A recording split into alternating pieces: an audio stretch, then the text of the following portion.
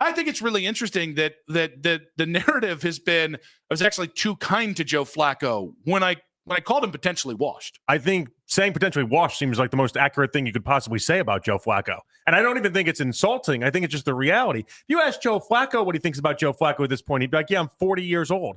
You expect me to be great? That's not happening. Yeah, so I wanted to come up with absent of the tiers that I came up with previously, is there a tier that you could come up with, a Joe Flacco tier? So like Danger Zone, that was like you're Russell Wilson adjacent.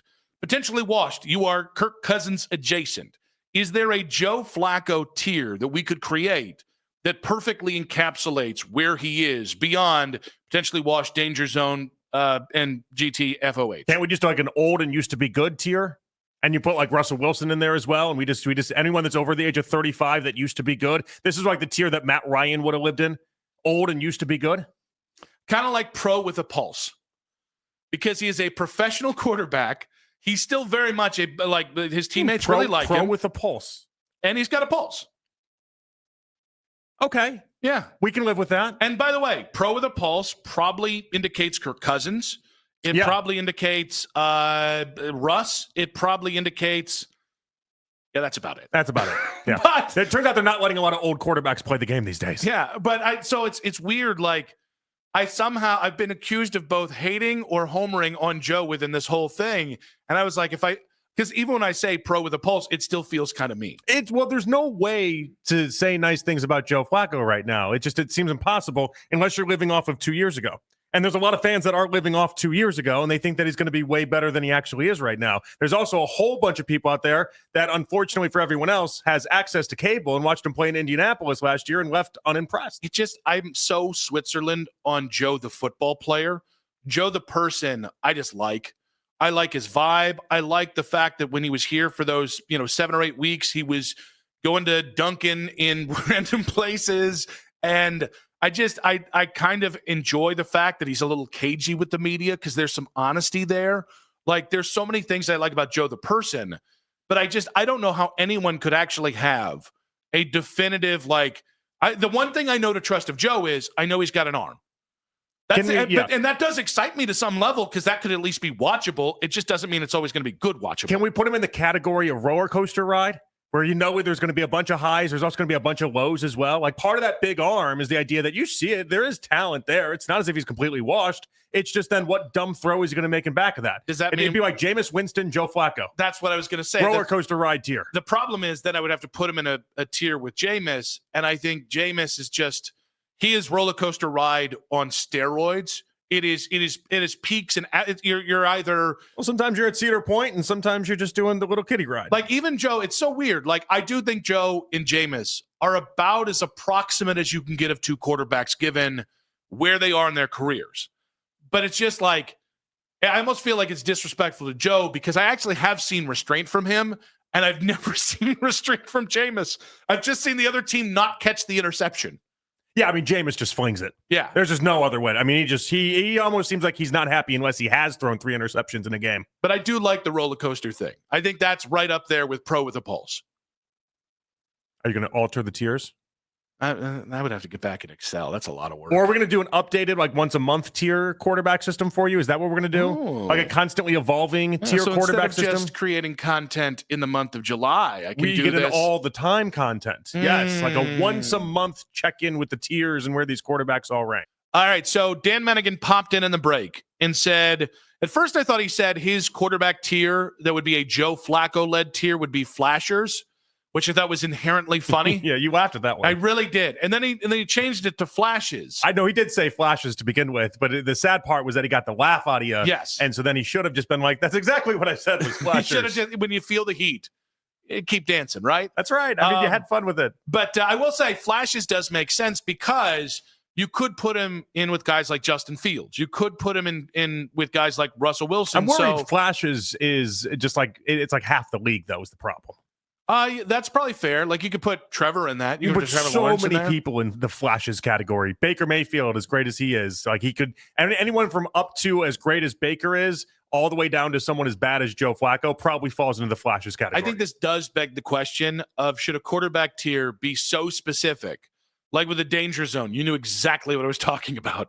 With potentially washed, you knew exactly what I was referring to. Off the air yesterday when I said quarterbacks that wear 2 gloves that also stink. You know exactly what I'm talking about. So, or is it you can lump quarterbacks in who we don't think are in the same category for some reason? I always like if you can make 2 or 3 guys together, and then it's something very specific to those 2 or 3. For instance, like if I did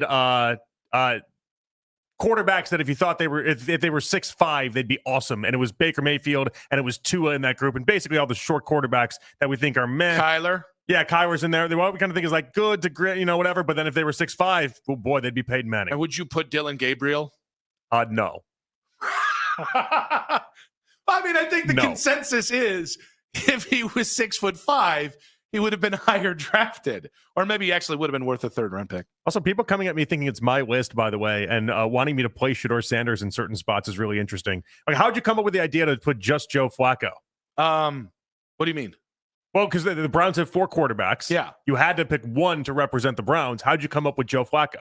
He's just the guy that I think is going to start week 1. I mean, I think that too. I feel like most people that would make this list would also make Joe Flacco in there, but I didn't know if you had any extra layer of thought there. So I thought about putting all 4 quarterbacks in, but I thought, like, if the nicest thing I can say is you're potentially washed, this could get really insulting very quickly in a way that I just... Well, if you put 4 of them in there and they're all 4 bad things, people might have thought you just made the list to make fun of the Browns quarterbacks. Yes. And which was the right call by you. It should be made fun of. But, like, all right, Dylan Gabriel and Kenny Pickett are going in the GT FOH category. There's just no other way that they're not going to go in that tier, right? Because why did you draft one with a 3rd-round pick, and why is the other one even here? Yeah. Is where my opinion is. Shador would have been the toughest one to tier because I don't think there is a Shador tier yet. We would have had to create one. Unless it was like the ultimate lotto ticket category. You could have called him an Instagram athlete like you did last week. That would have been a funny tier. I meant that as a nice thing. And it would be a nice thing in the tiers as well. And anyone that comes in, I went Cosby. It would have been a nice thing as well. The Jello.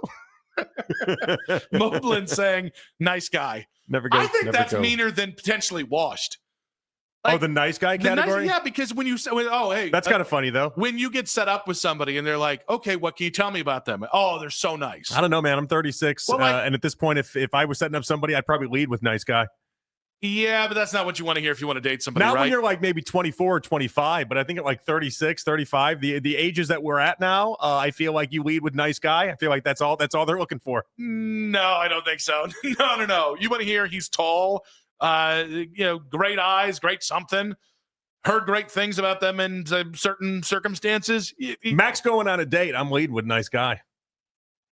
I still don't think that's a compliment. I think it's a very nice thing to say about somebody. I think it's a good thing to say about somebody. But the problem is when nice guy, trustworthy. It can't be the lead. It's a good thing, like 2 or 3 rungs down. But like if that's what you're leading with, then not great. By the way, incredibly successful. Great eyes. Incredibly successful. Probably nice just means guy. Workaholic. Nice eyes that's just a gift from the heavens. That's all that is. We're both nice eye guys. Come on, that's all. That's just a gift from the heavens. I mean, we're taking that for granted. It plays. The eyes play. I think calling Joe Flacco a nice guy, from the athletic standpoint, I think you're right. From the dating standpoint, we can argue a different time. But from the athletic standpoint, I think you're right. You put someone in the nice guy category, you definitely mean to insult them. So we also have Radu asking, is Kenny in the GTFOH tier? You know he is. Oh, I thought he meant Ken Carman for a second. I was like, no, he's in the non-manly tier after what happened this morning. I kind of want to get back to the Shador thing. What tier would you put Shador in? Because it can't be up against starters because that's not fair. Potential out the ass category. All right. It's a good category. I don't know that I would agree. That, like, potential out the Tookus to me is like a Trevor Lawrence, like a guy that like was taken with a number 1 pick and number 5, Justin Fields, potential out the Tookus, right? Shador. Wait, Justin Fields has more potential at this point than Shador does? I mean, one of them's a clear-cut starter. The other was a 5th-round pick. I don't know that Justin Field is long for the game. If you were to tell me, make a bet on who has a better career from this point moving forward, Justin Fields or Shador Sanders, I would put my money with Shador Sanders. I promise this is not an attempt to troll.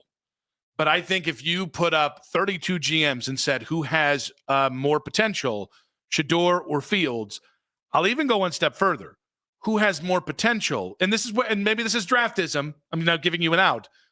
Zach Wilson or Shador Sanders? I think there are going to be people who bet on. There's going to be more people who bet on Zach Wilson than Shador. I'm not one of those people. Zach Wilson over Shador? I'm not saying I believe that, but the way the NFL thinks, yeah, he's a 5th round pick. And by the way, yeah, but Zach Wilson, come on. Even if you think he was the 33rd pick, worthy of a 2nd round pick, I think Shador being in the potential category is that's a nice category to put him. That is not anointing him in any sort of way. That's also not giving him any sort of a declarative statement. It's just saying there's potential there. If he hits it, great. I think it's out the wazoo that I think. Well, that's the fun part of it all. Yeah, potential up to his chest. What about that? Doesn't hit the same way. We still got to make some people interested in the thing. Potential up to his ears. Yeah, whatever you want to phrase it as. Yeah, whatever you come up with. What if it was like potential, but not that much potential? Funny. I like it. All right. Funny. I like it. Yeah. Right. Still a little insulting, but insulting enough. 216-474-0092. All right, we're getting your Joe Flacco submissions there. We've got nice guy. We've got flashes. Some are saying flashers. What potential or what tier would you put each Browns quarterback? You know where I've got Kenny Pickett and Dylan Gabriel, which is in the most insulting one, which is why am I even talking about you? Yeah, we're there together. All right, so we got Shador. All right, I don't understand why Joe Flacco, different Joe. Joe Burrow gets a pass. So I noticed you used the 32 out of 32, and that's because we were talking to our buddy Adam earlier today, and he was like, he was mad about your Jalen Hurts versus Joe Burrow discussion. And he said 32 out of 32 GMs would take Joe Burrow over Jalen Hurts. And I listen, I don't have a disagreement at all. I'm not on your side here when it comes to Jalen Hurts versus Joe Burrow. I think Joe Burrow is a much better quarterback than Jalen Hurts, but you weren't rage baiting here. You believe in Jalen Hurts in a way. I do. Well, and I'll spell it out here, but I think this is the most controversial take of the tier system, which is wild to me because I said he was near elite. Like I do think Joe is a top 7 quarterback still, and if you watch him, he's an incredibly watchable quarterback. Like Joe plays the position the way you want to. There's elements of Joe Montana there. There's elements of Brady, and there's elements of wow throws and sexy moves. And there's elements of just a fierce quarterback who can stand in the pocket. Like there's toughness. Like Joe is what I think a lot of people want as a quarterback. Right. At some point, though, there's this push and pull of team success in the regular season and postseason and your stats. Joe has put up gaudy stats all of the last 3 years, actually most of his time in the NFL.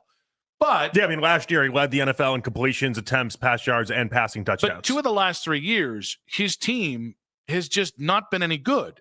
And that includes, like, and by the way, 2 of the last 3 years. So most of this, by the way, was graded on like a attempt to try and put 2 to 3 years of perspective on it. Whereas Jalen, 3 years ago, outplayed Pat Mahomes in the Super Bowl. This year, he outplayed Pat Mahomes in the Super Bowl. The stats aren't sexy, but all the guy has done has been the face of teams that won in the regular season and the postseason to a degree that is historic, the way he has led the Eagles on this run. It's the greatest run. The last 3 years, last 4 years are the greatest run of Philadelphia Eagles football in terms of their pure dominance in the postseason. And I kind of feel like that should matter as much as, well, the stats look real sexy. So PFF came out a couple weeks ago, and they had their positional groups and what they liked and didn't like from each team. And they had the Eagles as the number 1 team in the NFL from a whole team aspect. And they asked for the weaknesses. And then the weaknesses, they said Jalen Hurts was the weakness of that team. Now, I think that goes a little bit too far. But what I think what they're trying to display there is that in people's eyes, he is much closer to Brock Purdy than he is to Joe Burrow. But so I think that's fair, by the way. I think that's how people view him.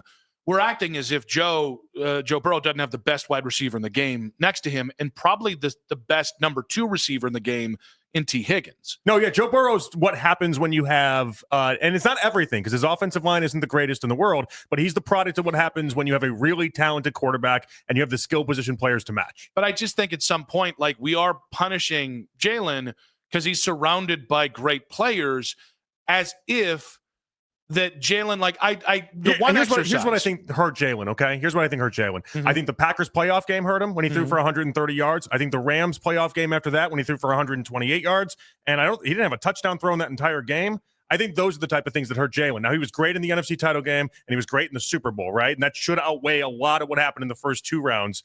But I think a lot of people looked at those two games, and they looked at really the whole stretch of work leading up to that, and they're just left a lot to be desired as Jalen Hurts being the one that put everything on his back. But it's interesting, because I think one of the common practices, and I think it's fair, is, well, if you put Jalen in Cincinnati and Joe in Philly, what does it look like? Yeah. Okay, but that's a hypothetical exercise.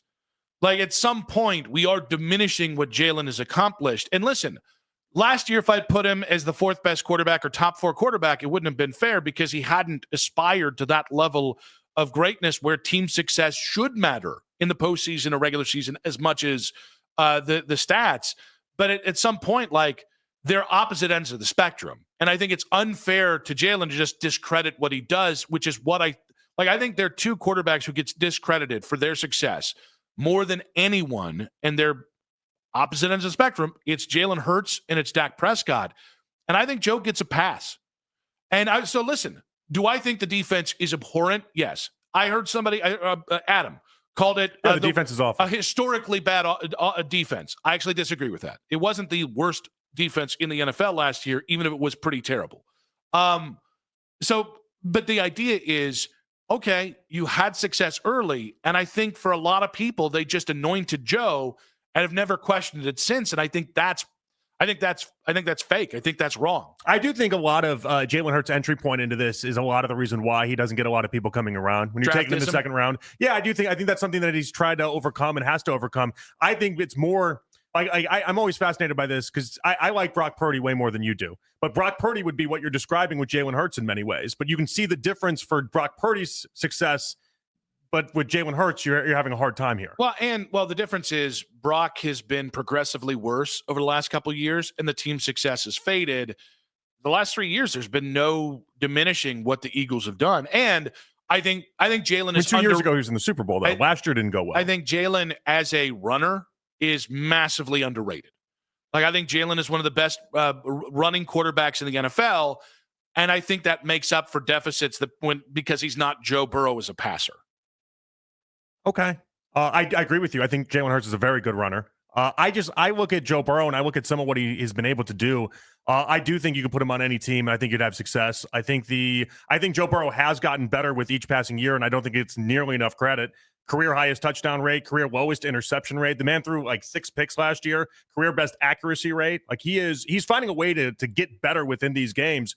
But it's an interesting convo where the Bengals go from here if he gets injured again, because I'd start to worry about his injury health more than anything.